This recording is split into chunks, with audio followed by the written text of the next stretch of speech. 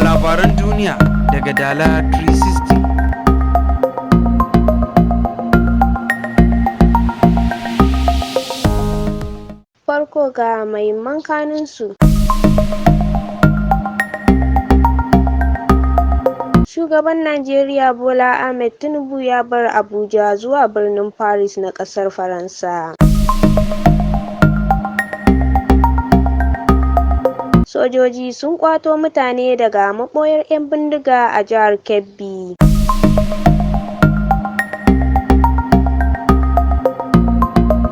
Malamai sun yi zanga-zanga a Abuja kan bashin kuɗaɗen albashi.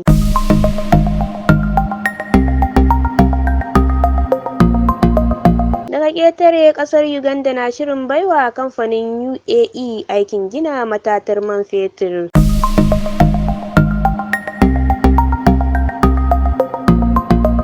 Masu sauraro, Assalamu alaikum wa rahmatullah. Yau muna Alhamis 13 ga watan Rajab shekara ta 1445 bayan hijirar fiyayyen halitta Annabi Muhammad sallallahu alaihi wasallam daga Makka zuwa Madina, wanda ya yi daidai da 25 ga watan Janairun 2024. Kanin labaran kuka saurara, yanzu ga cikakkun su tare da ni Aisha Abdulmumin.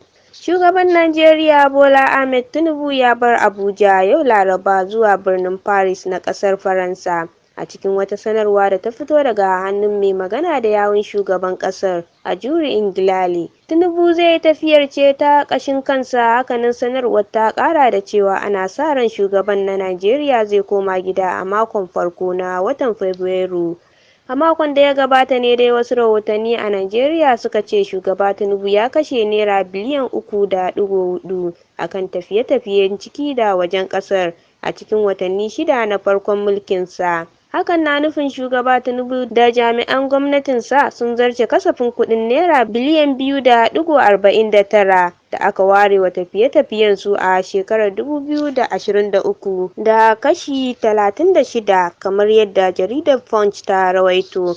Jaridar ta ce duk da yake shugaba ya gaji kasafin kuɗin ne na rabin ƙarshen shekarar 2023, ya kashe sama da abin da aka ware a gaba ɗaya shekarar daga watan Yuni zuwa Disambar 2023. Sojoji sun ƙwato mutane daga maɓoyar 'yan bindiga a Kebbi. Jami'an tsaron sun kashe wani ɗan bindiga, suka ƙwato mutane 4 a wata maɓoyar 'yan bindiga da ke ƙauyen Sabon Gari a ƙaramar hukumar Shanga ta jihar Kebbi.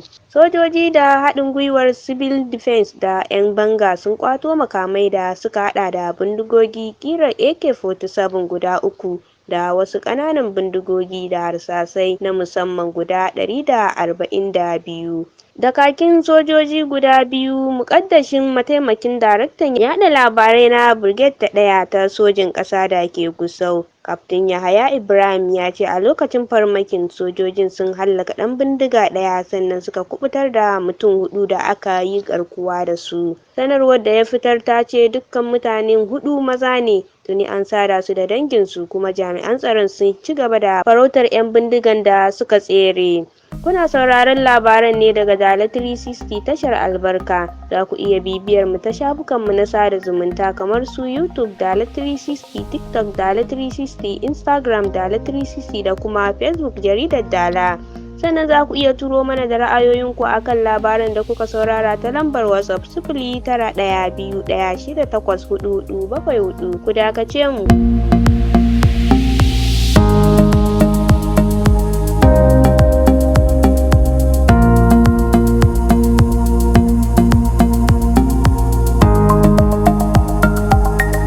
Barkanmu da dawowa, yanzu labarin zai ɗora. Malaman makarantun firamare a Abuja sun gudanar da zanga-zanga a dandalin Unity Fountain da ke kan rashin biyan su albashi. A yayin zanga-zangar, malaman sun zargi ƙananan hukumomin Abuja kan rashin kula da jin daɗi da walwalar su.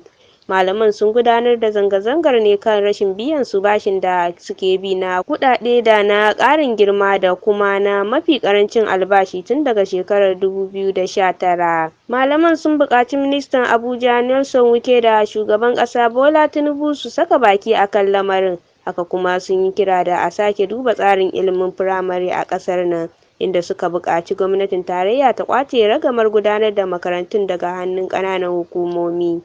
yanzu sai ƙasashen ƙetare.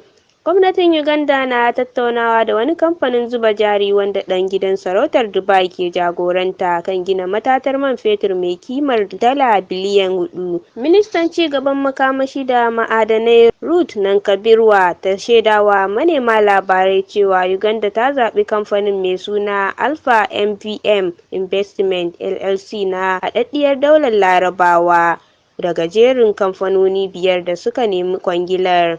Ana tsammanin ɓangarori biyun su kammala cimma yarjejeniyar cikin wata 3. Muna fatan ba za su ɓata lokaci wajen neman kuɗi ba saboda sun nuna mana cewa abu ne mai sauƙi samun kuɗi da kayan fasahar da muke buƙata da zai taimaka mana wajen tace ɗanyen man da muke da shi, tare da lura da dacewar wurin da za a kafa matatar, a cewar Mr. Nankabirwa.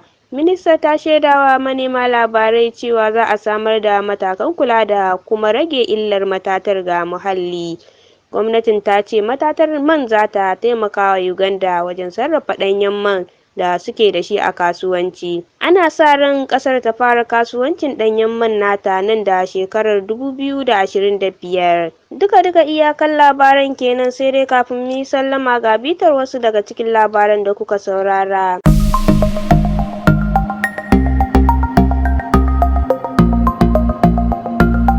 Cewa shugaban Najeriya Bola Ahmed Tinubu ya bar Abuja a zuwa birnin Paris na ƙasar Faransa.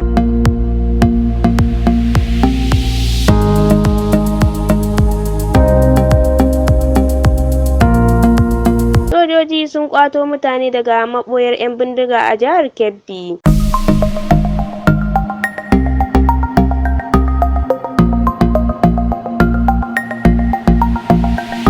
Malamai sun yi zanga-zanga a Abuja kan bashin kuɗaɗen albashi.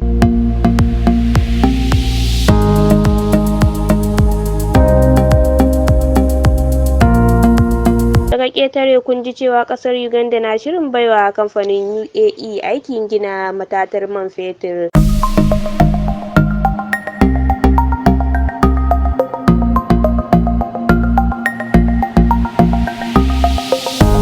Karin maganar mu a yau cewa yake ɗorin ɗosano gayan bayan ludayi. A madadin sashin labarai da al'amuran yau da kullum na Dala 360 musamman wanda ya tattara ya kuma tace labaran, Mustapha Abdulmumin Gyaɗi-Gyaɗi, sai Umar Ishaq Umar Sharaɗa da ya sada ni da ku, sai ni da na karanto Aisha Abdulmumin nake cewa ku ci gaba da kasancewa da Dala 360 tashar albarka.